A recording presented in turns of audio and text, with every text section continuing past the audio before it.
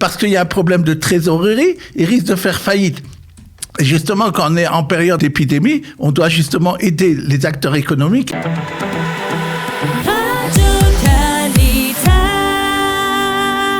Nous avons le plaisir de retrouver le docteur Daniel Guggenheim. Daniel, bonjour, Boker Tov. Bonjour. Pour votre revue de la presse économique, et le premier sujet que vous avez choisi de débattre et que vous avez remarqué dans la presse israélienne, eh bien, il se rapporte à Avigdor Lieberman et à, on va dire, Lieberman qui se tape sur l'épaule pour dire que l'année économique 2021 qui s'est terminée, eh bien, a été une année particulièrement optimiste. Alors, ce sont des déclarations qui sont fondées sur des données, ça, ou alors parce qu'on a beaucoup de mal à comprendre, surtout dans la situation dans laquelle on se trouve actuellement. On va revenir un peu sur l'impact de la crise et de cette vague d'Omicron qui déferle sur Israël. Mais il a raison de parler d'excellentes données pour l'année 2021, Lieberman ? Oui, d'abord, l'excellente nouvelle, la bonne nouvelle, c'est que vous êtes de retour. Je peux me permettre ça au studio. Deuxièmement, concernant l'année 2020, et ce que dit Lieberman, concernant le fait que cette année est la meilleure, d'après lui, depuis le début du 21e siècle pour l'économie israélienne. C'est vrai. Pour nous, dans nos chroniques hebdomadaires ici, nous n'arrêtons pas de donner, pendant l'année 2020, nous avons donné presque chaque semaine des bonnes nouvelles sur l'économie. L'emploi revient, la croissance est au-delà de ce qu'on avait prévu, bien au-dessus aussi de la moyenne de l'OCDE. Surtout, l'excédent commercial d'Israël est très très important. Si on compare des pays comme la France, qui non seulement est très endetté point de vue budgétaire en France, on dépasse 120% du PIB, alors qu'ici la dette budgétaire est très faible, elle a baissé, elle est revenue maintenant même à 4,5%.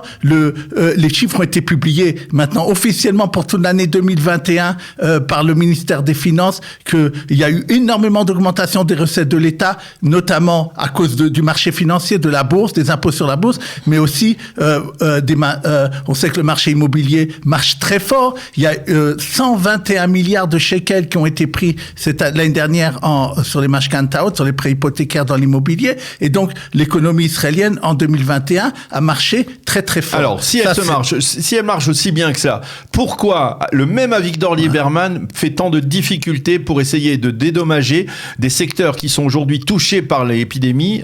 C'est pas nouveau, mais ça devient de plus en plus urgent. Dans tous les secteurs, il y avait le secteur du tourisme qui a été à nouveau paralysé au mois de décembre, et il y a aujourd'hui, quoi qu'on veuille dire et quoi que puisse dire monsieur Lieberman en affirmant qu'il était de la semaine dernière dans un restaurant où tout était plein, aujourd'hui celui qui descend dans la rue voit que tous les restaurants sont désertés, qu'il n'y a quasiment plus personne. Vous-même vous me disiez que dans le tramway il y avait quasiment personne ce matin.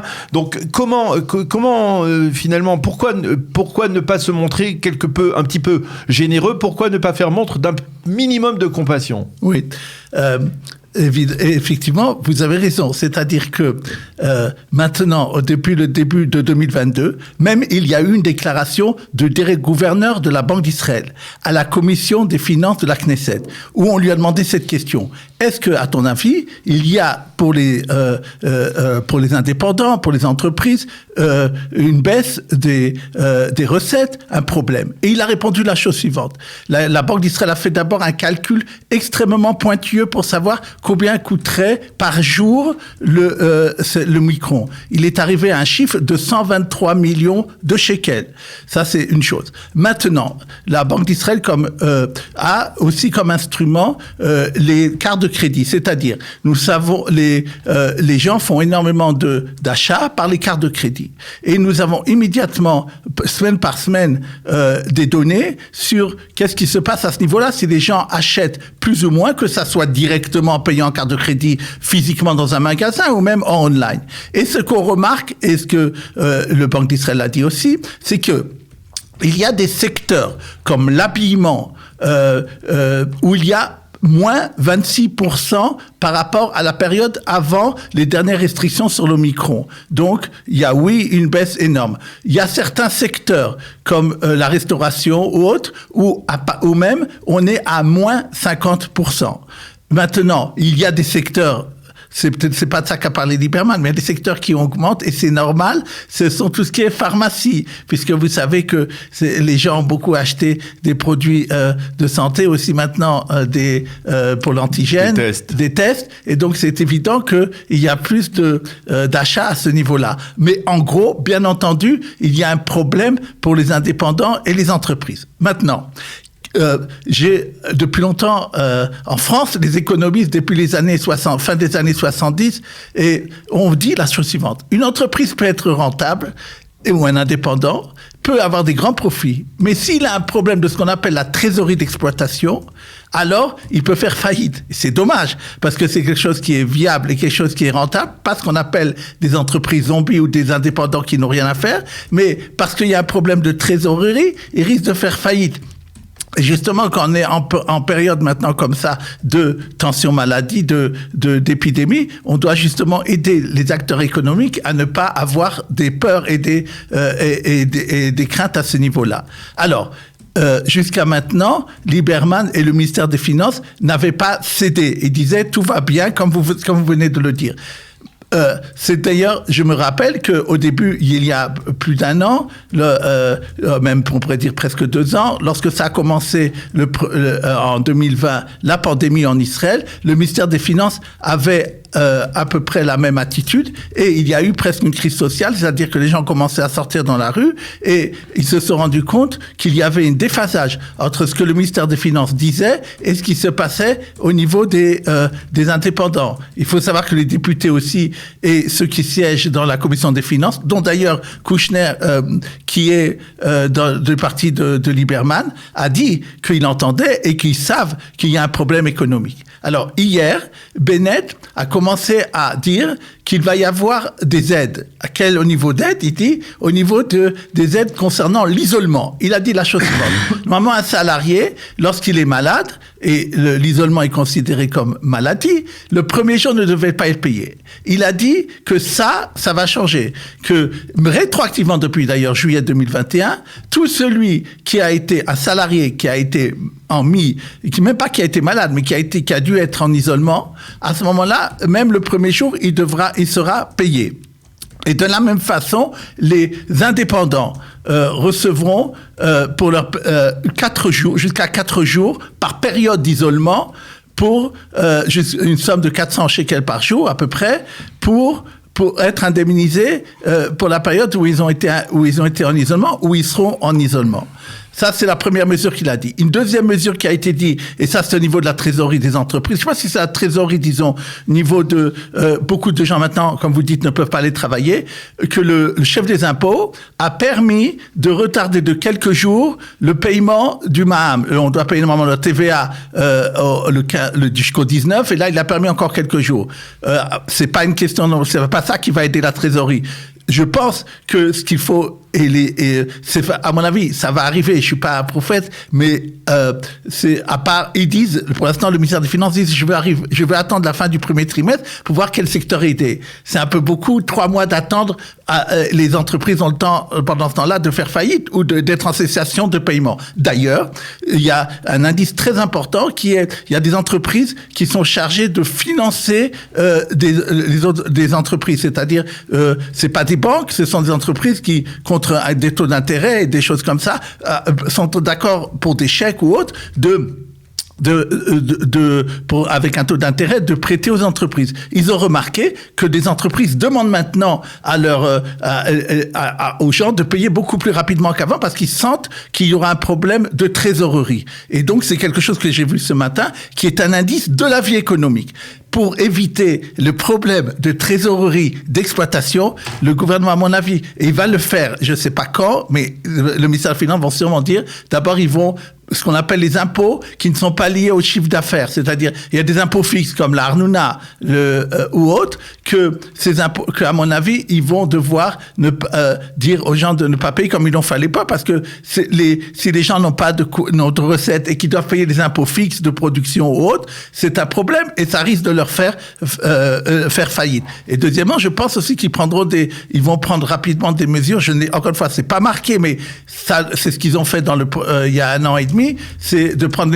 La Banque d'Israël avait demandé aux banques d'être beaucoup plus indulgents, avait donné des moratoires et des choses comme ça. Parce que si, encore une fois, si le ministère des Finances n'agit pas rapidement, alors à ce moment-là, on sera devant une crise sociale très importante qui s'ajoutera à la crise de la pandémie. Et c'est dommage parce que la Banque d'Israël a fait un calcul sur 20 jours. Il a dit il y aura pour Israël une perte de 2 milliards de shekels à comparer avec le troisième vague. On avait eu 7-8 milliards de shekels qui avaient été plus longs. C'est dommage parce qu'on n'aura pas pris les mesures qu'il faut pendant les 2 semaines ou voire 3 semaines où il y aura la pandémie de l'Omicron, que le tissu industriel et économique soit abîmé. Je voudrais dire une chose d'ailleurs, pour revenir sur cette chose-là qui est très importante. Si on compare par exemple la France et Israël, on remarquera que la France a été beaucoup plus généreuse que Israël pendant cette période-là. Et pourtant, la France n'a jamais été dans un déficit commercial aussi important. Des dettes, comme j'ai dit, de 20 000 milliards d'euros, c'est quelque chose de phénoménal. Et alors qu'en Israël, l'argent qui a été donné par l'État a permis justement au tissu industriel, économique et technologique d'Israël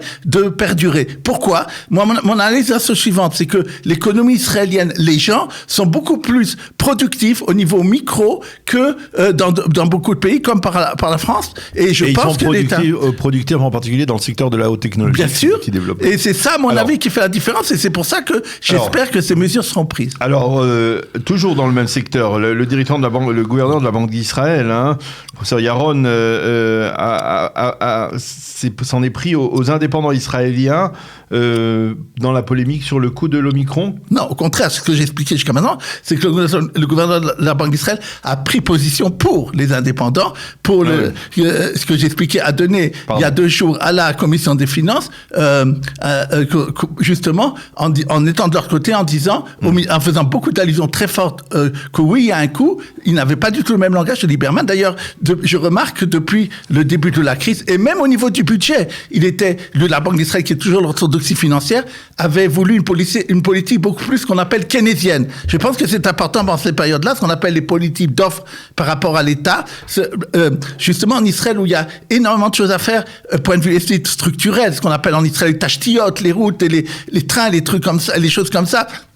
J'ai vu qu'en Israël, maintenant, ça va peut-être dans le futur, c'est important de le dire, ils sont en train de faire venir des autobus complètement électriques et qui vont avoir des autobus immenses, qui vont avoir certaines personnes qui pourront rentrer dedans. Ils appellent ça plutôt, d'ailleurs, des trains qui n'auront pas besoin, comme le tramway, de faire pour eux exprès ce que des passim, c'est-à-dire des trucs de chemin de fer. Et c'est des choses qui sont en train d'être expérimentées en Israël. Et donc, il faut absolument que le secteur se soit aidé à court terme pour pouvoir continuer la bonne santé de l'économie israélienne. Alors, on va parler maintenant d'un développement, on va dire, qui est rarissime, puisque la Banque d'Israël a officiellement donné son feu vert à la création d'une banque digitale officielle. C'est la première banque qui a été créée en Israël depuis plusieurs décennies. C'est ça, tout à fait, depuis plus de 40 ans. Elle s'appelle la banque digitale 1.0. Elle a été faite par celui qui a fait Mobile Eyes, professeur Shahashua.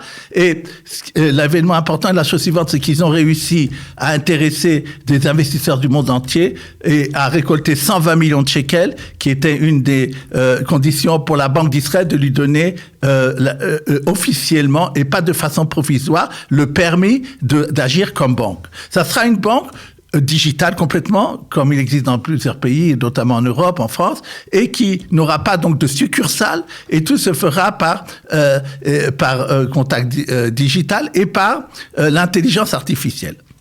Quelle est la grande nouvelle que cette banque veut donner? Elle dit, étant donné que je n'aurai pas tellement d'employés, on n'en a que 200, alors je pourrais réduire de beaucoup les coûts bancaires. Oui, on sait, les Israéliens est un pays où les coûts des opérations bancaires sont un des plus importants du monde, je pense, et je dois aller avec les Olim pour me battre, justement, puisque il y a beaucoup encore à faire dans cette chose-là, surtout pour ce qui concerne les monnaies étrangères et autres, et effectivement, c'est une bonne nouvelle. D'ailleurs, la bonne nouvelle que ça a entraîné en tout cas cette semaine, la Banque Discount a annoncé que si quelqu'un a un minus jusqu'à 2000 shekels, elle ne prendra pas d'intérêt.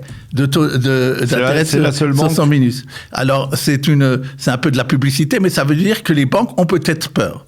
Maintenant, il y a 60 000 clients qui se sont inscrits pour cette banque et qui sont en attente et qu'il y a un pilot, comme on dit en hébreu, quelque chose qui a commencé, qui est d'essai. Cette banque pourra tout faire normalement, les prêts, pourra aussi faire acheter des actions ou des obligations et les vendre dans la bourse parce qu'elle sera Chaver Boursa, elle sera considérée comme quelqu'un qui pourra le faire. Il faudra voir ce qu'il en est et sûrement nous en parlerons. On en reparlera très certainement. Reparlera dans notre Alors, une minute pour parler de Toubishvat et puis des startups, des meilleures startups qui traitent d'agriculture sur le plan technologique en Israël. Oui, vous avez fait une phrase en disant c'est surtout Israël connu comme Startup Nation. C'est vrai et dans l'agriculture, spécialement dans l'agriculture technologique, dans le monde entier, Israël, on ne sait pas à quel point aide contre énormément de technologies contre la désertification. Je voudrais juste très rapidement vous dire qu'il y a eu cette année, en l'odeur de Toubishvat, comme vous dites, qui va arriver la semaine prochaine. Il y a plusieurs entreprises, mais les 3 premières qui ont été primées dans le congrès d'agriculture technologique qui s'appelle Agramashov en Israël en 2021. Une qui fait un dôme de fer agricole, c'est-à-dire qui permet avec un nuage de protéger. Une qui fait ce qu'on appelle un drone. Avec un drone, elle vérifie tout ce qui se passe au terrain agricole et peut prévenir exactement de tout ce qui se passe à chaque moment. Et enfin, la dernière s'appelle Mafroda et elle fait quelque chose pour l'emballage. Avec un œil électronique, elle arrive à dire si ce fruit doit aller à tel endroit, s'il doit être emballé, s'il doit être immédiatement mis à la vente ou encore être mis au frigidaire, etc. Et c'est quelque chose. Donc, ce sont 3 entreprises qui ont été primées. Eh bien, merci beaucoup pour ce survol complet de la presse économique israélienne de cette semaine. Merci beaucoup, Dr Daniel Guggenheim. On vous retrouve la semaine prochaine avec plaisir.